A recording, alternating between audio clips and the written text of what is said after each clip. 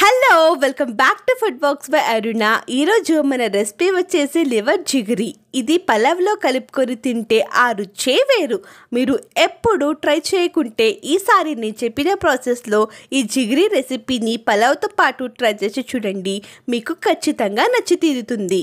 ఈ జిగిరిని liver, mutton, బోటి ఇవన్నీ కలిపి ప్రిపేర్ చేయవచ్చు, లేకపోతే ఇందులో ఏదైనా ఒకటి యూస్ చేసి కూడా ప్రిపేర్ చేయవచ్చు. నాన్ వెజ్ ఇష్టపడే ప్రతి ఒక్కరూ ఖచ్చితంగా ట్రై చేయాల్సిన రెసిపీ. ఇంకా లేట్ చేయకుండా రెసిపీ ప్రాసెస్ లోకి వెళ్ళిపోదాము. దానికోసం నేను లివర్ సెట్ ని తీసుకొని ఈ విధంగా పీసెస్ గా కట్ చేసుకొని ఈ పీసెస్ ని 4 to 5 టైమ్స్ పసుపు, ఉప్పు, నీళ్లు కలిపిన వాటర్ తో వాష్ చేసుకోవాలి.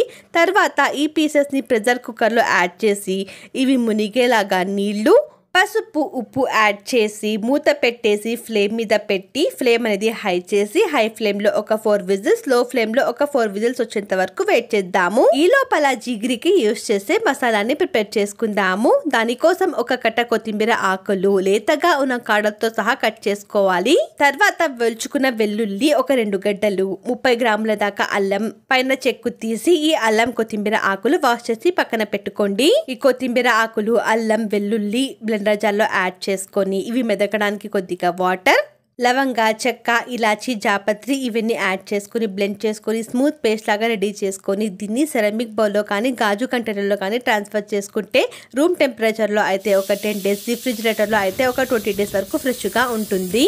నేను మసాలా క్వాంటిటీ కాస్త ఎక్కువే ప్రిపేర్ చేశాను, ఎందుకంటే ఈ మసాలాని బిర్యానీ, పలావ్ ఏదైనా వెజిటేబుల్ కర్రీస్ వండడానికి యూస్ చేయవచ్చు. మసాలా ప్రిపరేషన్ అయిపోయే లోపల మనకు హై ఫ్లేమ్లో ఒక 4 విజిల్స్, లో ఫ్లేమ్లో ఒక 4 విజిల్స్ అయిపోయాయి.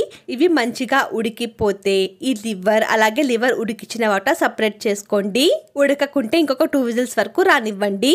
తర్వాత 2 కట్టల దాకా పాలకూరని వాష్ చేసుకొని కట్ చేసుకోండి. నెక్స్ట్ ఒక 7 వంకాయలు వాష్ చేసుకొని కట్ చేసుకొని వాటర్లోనే యాడ్ చేసుకొని పక్కన పెట్టుకోండి.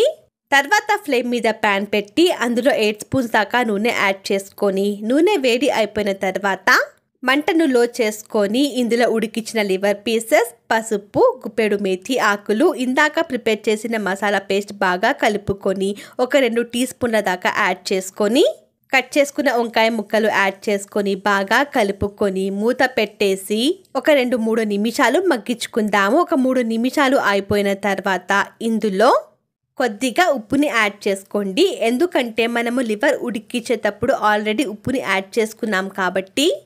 తర్వాత ఇందులో 2 టీ స్పూన్ల దాకా కారంని యాడ్ చేసుకుందాము.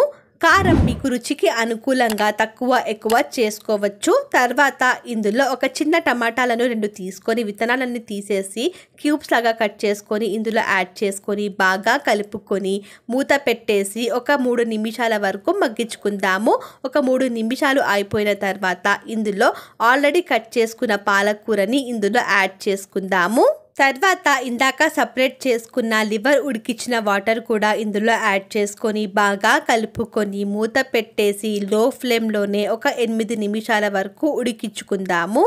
మధ్యలో ఓపెన్ చేసి కలుపుతూ ఉండండి, కాస్త అడుగు అంటకుండా ఉంటుంది. నేను ఇక్కడ 2-3 సార్లు ఓపెన్ చేసి బాగా కలుపుకున్నాను మధ్యలో. చూడండి, ఇక్కడ మనకు మంచిగా ఉడికిపోతా ఉంది. ఇందులో ఉన్న వాటర్ పూర్తిగా ఇంకిపోయేంత వరకు ఉడికించాల్సిన అవసరం లేదు. కాస్త వాటర్ ఉన్నంగానే నూనె పైకి తేలినప్పుడు మనము ఫ్లేమ్ అనేది ఆఫ్ చేసుకుందాము. చూడండి, మనకు వంకాయలు కూడా మంచిగా ఉడికిపోయినాయి. ఇది చల్లారినాక కాస్త చిక్క పడుతుందని చెప్పేసి గుర్తు పెట్టుకోండి. చూడండి, కాస్త చిక్క పడింది కదా, దీన్ని ఒక సర్వింగ్ బౌల్లో ట్రాన్స్ఫర్ చేసుకొని ఈ జిగిరిని పలావ్తో పాటు కలుపుకొని తింటే ఆ రుచిని వర్ణించలేము, అంత అద్భుతంగా ఉంటుంది. నాకైతే చూస్తుంటేనే నోరు ఊరిపోతా ఉంది. మీకు పలావ్ రెసిపీ కావాలి అనుకుంటే నేను ఐ బటన్లో ఇచ్చి ఉంటాను, ఒకసారి చెక్ చేయండి.